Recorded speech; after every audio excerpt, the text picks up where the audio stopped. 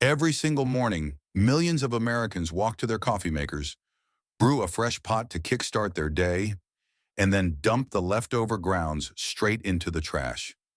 We've been conditioned to look at these dark, damp grains as nothing more than waste. But if you are someone who loves plants, whether you keep a few prize monsteras in your living room, tend to a lush backyard vegetable garden, or nurture delicate flower beds on your porch, you are throwing away a literal goldmine of plant nutrition. Most gardeners don't know this, but what we consider garbage still holds a massive reservoir of vital organic compounds, minerals, and nutrients that can completely transform the health of your plants.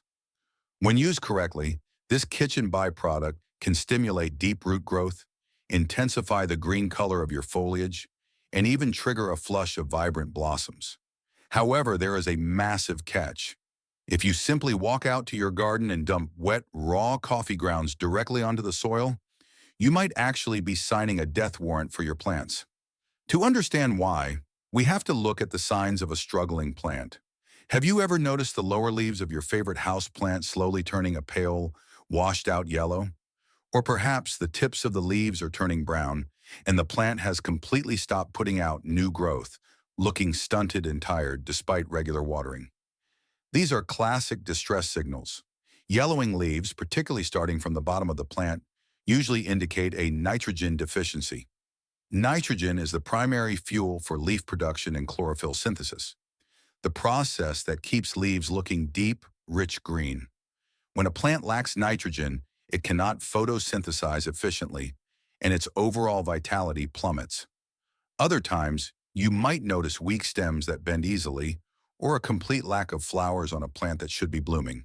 This often points to a lack of potassium and magnesium, two critical minerals responsible for water regulation, enzyme activation, and blossom development. When faced with these issues, the temptation is to run to the nearest big box store and buy a tub of synthetic chemical fertilizer. But those synthetic options often contain harsh salts that can build up in the soil over time, damaging the delicate soil microbiome and eventually burning the plant's roots. This is where the ancient wisdom of experienced gardeners comes into play. Decades ago, long before commercial chemical fertilizers lined the shelves of garden centers, growers relied on natural, slow-release nutrients. They understood that the healthiest plants are grown in living, breathing soil fed by organic matter. And coffee grounds were one of their best-kept secrets. But why can't we just throw the grounds straight onto the dirt? Here is the step many people skip, often with disastrous results. Raw coffee grounds are highly acidic, extremely fine, and packed with raw carbon.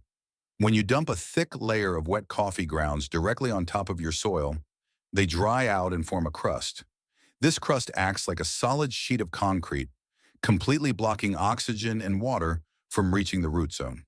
Furthermore, as soil microbes work overtime to break down that raw carbon, they actually tie up all the available nitrogen in the soil, temporarily starving your plant instead of feeding it. The secret lies not in using the raw grounds themselves, but in extracting their beneficial compounds into a gentle, highly bioavailable liquid solution. Think of it as brewing a mild, nutrient-rich tea specifically designed for your plant's roots. By extracting the nutrients into water, we bypass the decomposition phase, making the nitrogen, potassium, magnesium, and trace minerals instantly accessible to the plant without risking soil compaction, mold growth, or nitrogen lockup. What happened next when I first tried this method on a dying heirloom begonia absolutely blew my mind, and it all started with a very specific, careful brewing process.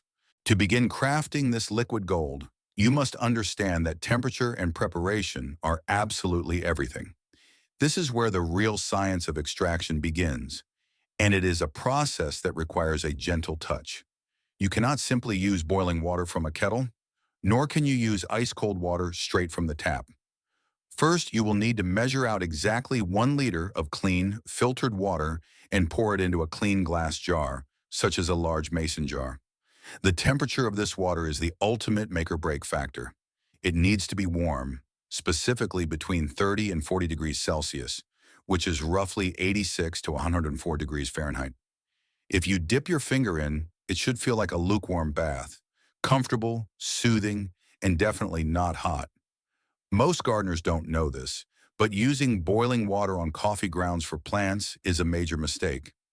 Boiling water extracts high concentrations of harsh, highly acidic compounds, tannins, and excess caffeine.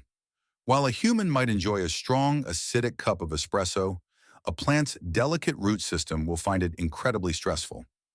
High levels of caffeine can actually inhibit root elongation and stunt plant growth.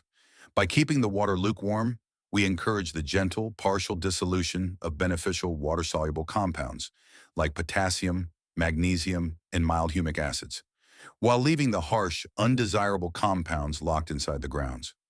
Next, we introduce our star ingredient, coffee grounds.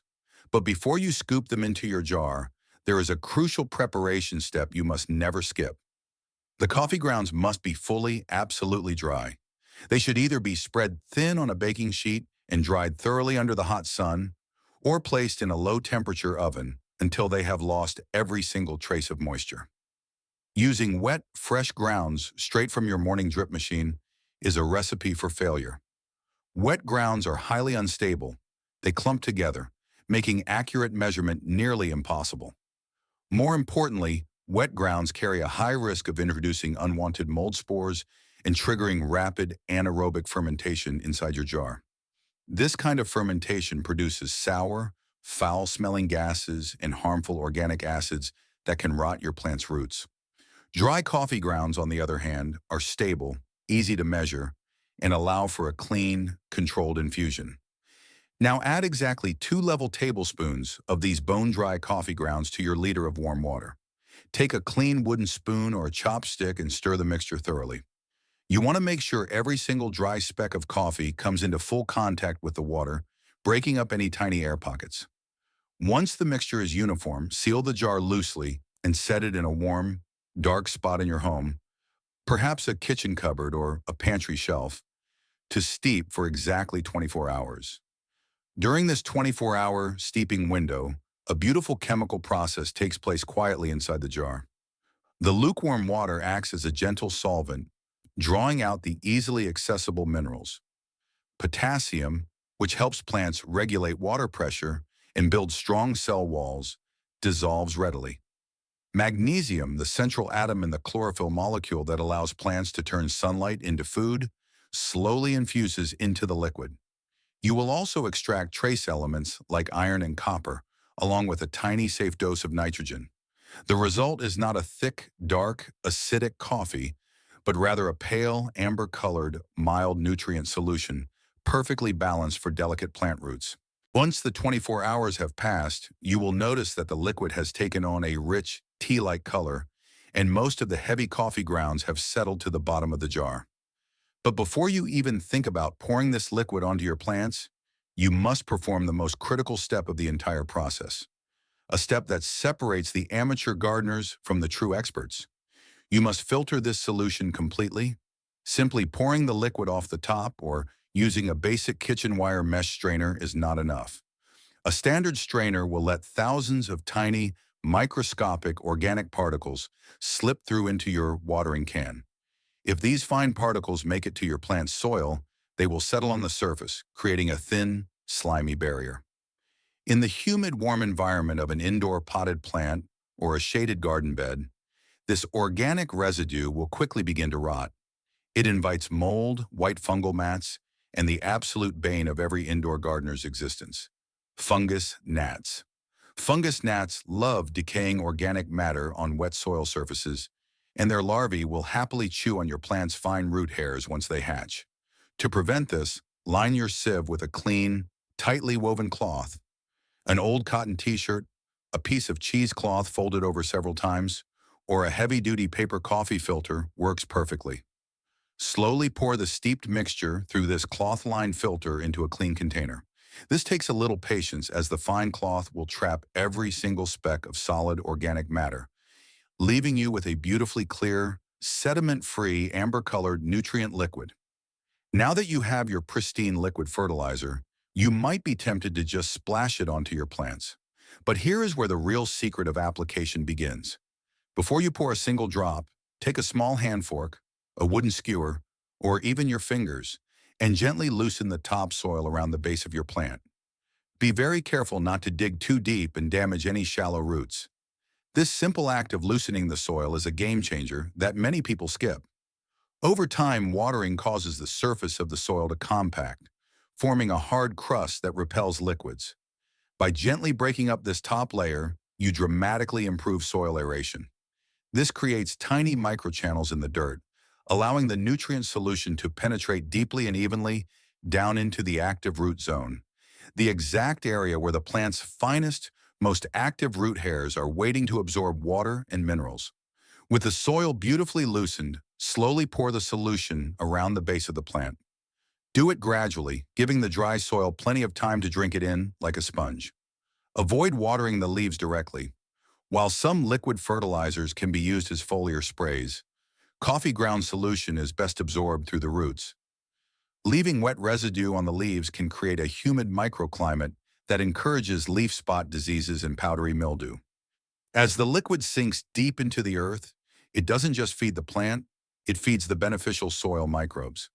These microscopic allies thrive on the mild organic compounds in the solution, multiplying and working to break down other locked-up nutrients already present in your potting mix, making the entire soil system far more fertile and alive. What happened next in my garden, just days after the first application, is exactly why this method has been passed down through generations of experienced growers. The results became visible just days later, starting with a subtle but unmistakable shift in the plant's appearance. By day 3, the leaves of my struggling plants began to lose their dull, droopy look. They stood a little taller, reaching toward the light with a renewed turgor pressure.